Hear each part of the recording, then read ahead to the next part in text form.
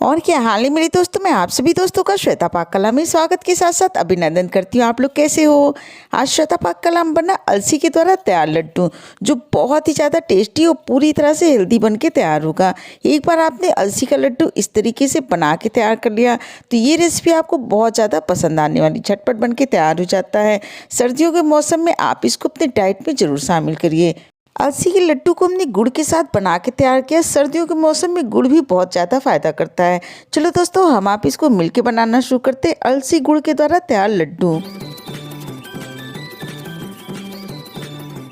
अलसी का लड्डू बनाने के लिए आधा केजी हमने अलसी लिया है। अलसी को मार्केट से लाने के बाद अच्छी तरह से पोंछ के साफ़ कर लिया।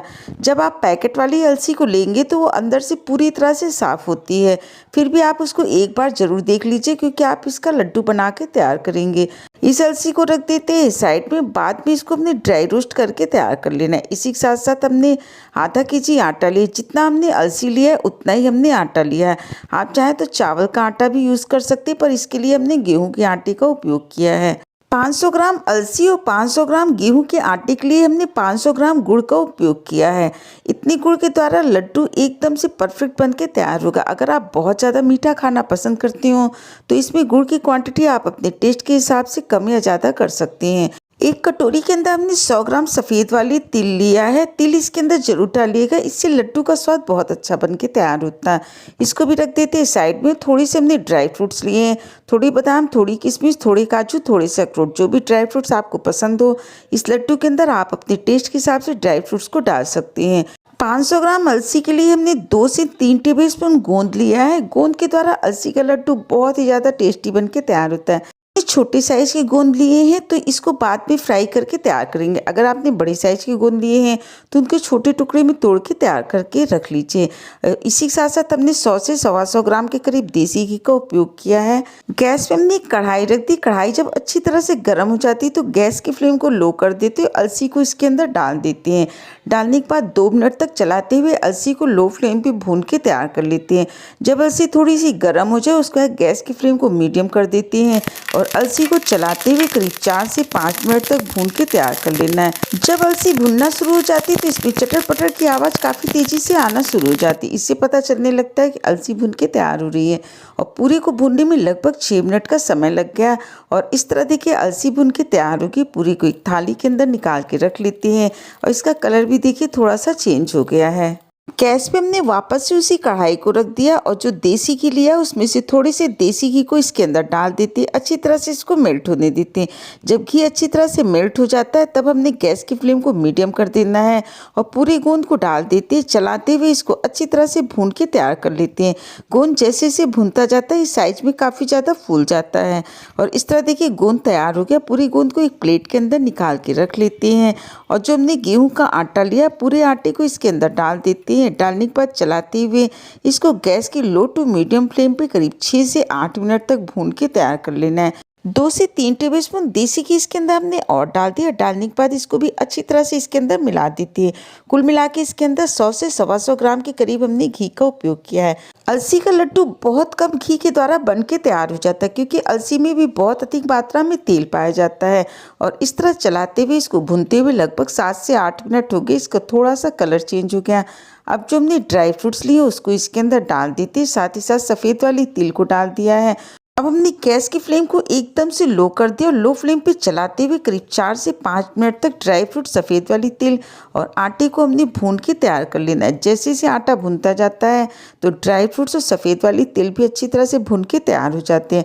इस तरह देखिए इसको भूनते हुए लगभग 5 मिनट हो गया। गैस की फ्लेम को बंद कर दिया। 2 मिनट तक इसी कढ़ाई के अंदर इसको चला के भून लेते हैं। इस तरह देखिए आटे को एक थाली के अंदर निकाल के रख लेते हैं।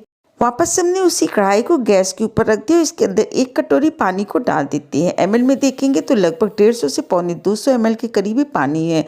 इसके अंदर 2 टेबलस्पून हमने देसी घी डाल दिया। देसी घी डाल के इसको उबाल आने तक पका के तैयार कर लेते। इस तरह देखिए इसके अंदर उबाल लग गया। इसको अच्छी तरह से मिला लिया। मिलाने के बाद जो हमने गुड़ को छोटे टुकड़े में तोड़ के रखा है पूरे गुड़ को इसके अंदर हमने डाल देना है और डालने के बाद इसको एक बार अच्छी तरह से मिला दिया। मिलाने के बाद इसको कवर कर देते हैं और इसको ढक के लगभग 5 से 6 मिनट तक पका लेते हैं जब तक ये अच्छी तरह से पक के तैयार हो जाता है। बीच में इसको एक बार आप जरूर चला लीजिएगा जिससे गुड़ नीचे से जले नहीं। जब तक गुड़ तैयार होता है, इधर जो हमने अलसी को भून के तैयार किया था, उसको 2 से 3 बैच में हमने पीस के तैयार कर लेना है। इसके लिए हमने मिक्सी का जार ले लिया, इसके अंदर हमने थोड़ी सी अलसी को डाल दिया और डालने के बाद ढक्कन लगा के इसको बढ़िया पीस के तैयार कर लेते हैं।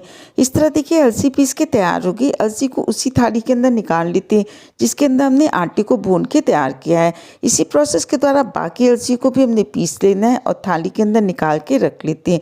इस तरह देखिए आधा केजी अलसी को हमने पीस के तैयार कर लिया है। गुड़ को पकते हुए भी लगभग 5 से 6 मिनट हो गए। 1-2 टुकड़े इसके अंदर रह गए हैं, उसको पकने में थोड़ा सा टाइम लग रहा है। जब तक ये पक के तैयार होता है, इधर जो हमने अलसी और आटे को रखा है, इसको अच्छी तरह से मिला लेते। पर थाली थोड़ी सी छोटी, तो इसको हमने दूसरी थाली के अंदर निकाल लिया। जो हमने गोंद को फ्राई करके तैयार किया था, पूरे गोंद को इसके अंदर डाल देते हैं। डालने के बाद इसको अच्छी तरह से मिला लेते हैं। मिलाने के बाद देखिए तैयार हो गया है। बीच में थोड़ा सा जगह कर लेते हैं क्योंकि जो हमने गुड़ पका के तैयार किया, बाद भी इसके अंदर डाल देती हैं। और गुड़ को पकते हुए लगभग 4 से 5 मिनट हो गया। ये अच्छी तरह से पक के तैयार हो गया। इसको बहुत ज़्यादा हमने नहीं पका के तैयार करना, नहीं तो इसके लड्डू टाइट बन के तैयार होंगे। गैस की फ्लेम को बंद कर देते हैं और करीब 3 से 4 मिनट तक इसको हमने ऐसे ही रख देना, जिससे ये थोड़ा सा ठंडा हो जाए। और इस तरह देखिए थोड़ा सा ठंडा हो गया। अब पूरी चाशनी को एक छन्नी की सहायता से हमने जो अलसी और आटा रखा तो उसके अंदर इसको निकाल लेते हैं। 1 से 2 टेबलस्पून जो गुड़ की चाशनी है उसको हमने कढ़ाई के अंदर ही छोड़ देना है। पूरे गुड़ को इसके अंदर हमने नहीं डालना है। जो गुड़ की छोटी मोटी गंदियाँ वो कढ़ाई के अंदर ही रह जाएं। अब इसको हमने कलछी की सहायता से अच्छी तरह से मिला लेना है। इसको मसलते हुए मिलाइएगा जिससे सारे गुड़ अच्छी तरह से अलसी और आटे के अंदर मिल जाए। और इस तरह देखिए इसको पूरे को हमने मिला के अच्छी तरह से तैयार कर लिया। गुड़ गर्म होता है, इसलिए आप पहले इसको कलछी से मिलाने के बाद ही हाथों के द्वारा अच्छी तरह से मिला के तैयार करिए। और इस तरह देखिए अलसी और आटे का मिश्रण बन के तैयार हो गया। अब इसके द्वारा हमने लड्डू को बना के तैयार कर लेना है। थोड़े थोड़े मिश्रण को हाथ पे लेते और हल्के हाथों से मलते हुए इसके हमने लड्डू को बना के तैयार कर लेना है। एक पीस हमने बना के तैयार कर लिया। इसी प्रोसेस के द्वारा बाकी लड्डुओं को भी हम बना के तैयार कर लेते हैं। अलसी के अंदर बहुत अधिक मात्रा में तेल होता है। अगर आप इसके अंदर घी को बहुत ज़्यादा डाल देंगे तो इसका लड्डू गीला बन के तैयार होगा।